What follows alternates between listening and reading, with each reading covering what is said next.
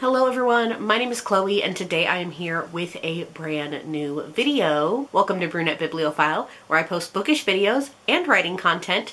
Today I am here with one of my last few videos of 2023. So today I am going to be thinking and reflecting on the past year and my bookish life, essentially. Basically reflecting on all the bookish things that happened this year and talking about what's to come in the new year. So for the next 5 or so minutes, join me as we kind of reflect as 2023 is ending. So I thought I would start by talking about goals that I had this year. And I feel like I didn't really complete a ton of them, which is totally okay. I always split my goals into bookish goals / writing goals and then personal goals. But today we're only going to be talking about the bookish goals. Let's start with the easy ones that I completed. First, my Goodreads goal, which was to read 150 books. At the time of filming this, I have completed 154 books, and I fully anticipate to complete 2 more before the year is up. Something I've definitely noticed since being out of school for the past 3 years is that my reading has definitely gone up. Last year in 2022, I was planning a wedding, and I think I also read about 150 books last year. So it can only go up because I'm not really planning a wedding. I am kind of working on the home buying process, but it hasn't really affected my reading. And I think 150 is a good number for me. Considering that I started off the year getting married and going on a honeymoon and kind of having a busy start to 2023, I was able to recover and pick back up pretty quickly with my reading. And then I also did a lot of reading challenges this year. A couple ones that I completed are the Pop Sugar 2023 Reading Challenge. Just barely finished that one under the wire. And then my local silent book club also had a book bingo, and I blacked out the board, and I finished that a couple of months ago. And then I also participated in the Buzzword Challenge this year. I am still reading my final December Buzzword book, but I do fully anticipate to finish that before the end of the year, and that will be completed. Something that I kind of thought about throughout the year is I really need to limit the amount of challenges that I do, because my friend and I at work were finding so many different challenges and wanting to do so many different ones, and I realized it's not a good idea for me. So in 2024, I am limiting myself to the Pop Sugar Challenge, my Silent Book Club book bingo, and the Buzzword Challenge. It's definitely more manageable for me. Let's talk about some goals that I did not complete. A big one that I did not complete is getting my owned TBR, my personal physical TBR, down to 25 books. That did not happen. In fact, it stayed pretty consistent throughout the year of in the 90s to 100 range, and that is currently still where it is. Some other things I didn't do. I wanted to self-market and really get back to building up this channel, and I didn't do that. I am still making videos for fun. A lot of people, I feel like, are kind of leaving YouTube. I know it's not dying, but BookTube is not what it used to be. BookTok is the big thing, Bookstagram. I mean, there are so many different things, and I am not at a point where I could leave this channel because I don't really know what I would do. This is half of my life, so I'm kind of still here. I'm still here nearly 11 years later, just keeping on trucking. I also wanted to post once a week on Instagram. I feel like I did do a good little bit of posting, but I definitely did not post once a week. There were even times where I would take a couple of photos and have them all ready, and then I would forget about one, and I wouldn't post it until like a month or 2 after I took it, which is fine. I make it work, but I definitely did not post once a week on Instagram. And then I also wanted to start bullet journaling again. I kind of completed this. I kind of fell off the bullet journaling wagon towards the beginning of 2023 because I was so busy in January and February. And I did have a couple months ago a little bullet journaling session where I caught up on a couple of months, but I'm definitely behind on bullet journaling for 2023. I do want to set up for 2024.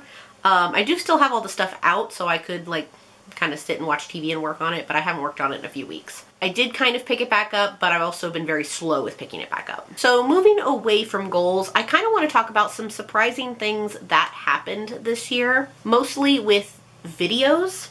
I do feel like I did a lot of vlogging this year and had some good little vlogs here and there. I would like to continue that, especially as I continue some fun like secret TBR themes.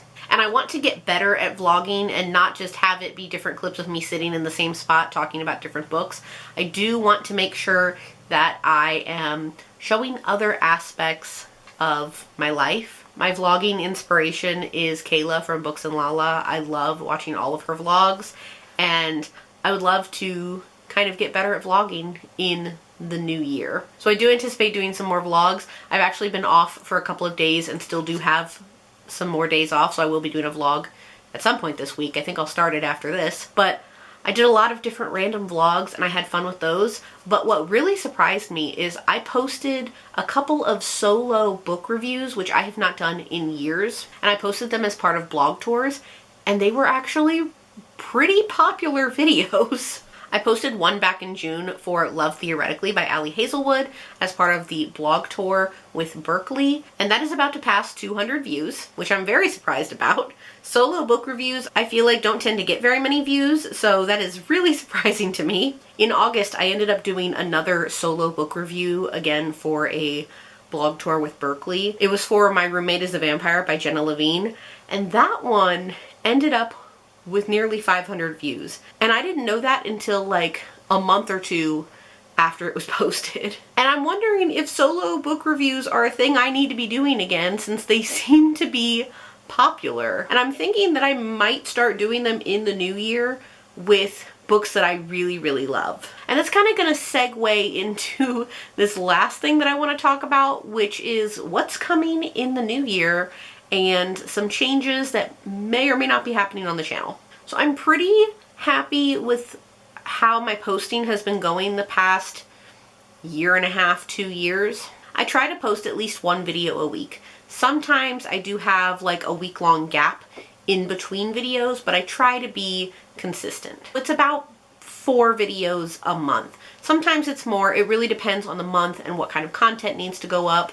For example, January and the start of February are going to be pretty content heavy because of the end of year videos and the beginning of year videos, but sometimes there are months that are pretty slow with the content because I don't have anything specific that needs to be posted, such as like anticipated releases. But for the most part, I'm pretty consistent with 4 videos a month. I think that is good balance for me and my life and the channel. But I am thinking about changing it up just a little bit in the new year, where I would still do a TBR video at the beginning of each month because I like to talk about my book clubs that I have coming up and those books that I'm reading. I'm thinking about taking away the monthly wrap-ups. Now, a lot of my reasoning behind this recently that I've noticed within the past year is that we've had a lot of various boycotts that are happening with various publishers. One of the most relevant ones that happened in the past year was the Harper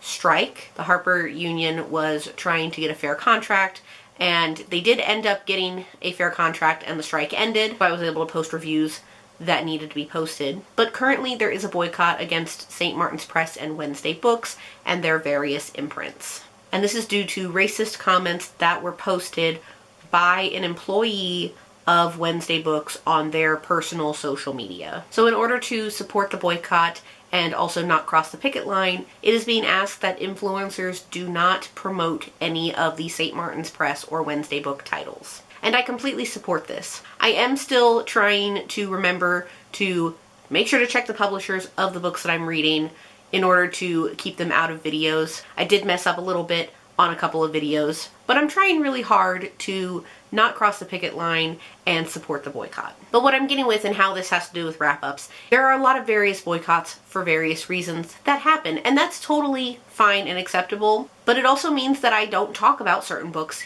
in videos for whatever reason. Basically what I'm trying to say is, and this is really mostly aligned with the current boycott that's going on, is that we can still read these books, but we are being asked not to promote and talk about them. And that is perfectly fine. So what I'm saying with this is if I take away wrap-ups, then I can replace it with something else. So I'm not talking about or promoting these books from a publisher that we're boycotting. We want to support the author. We want to support the book.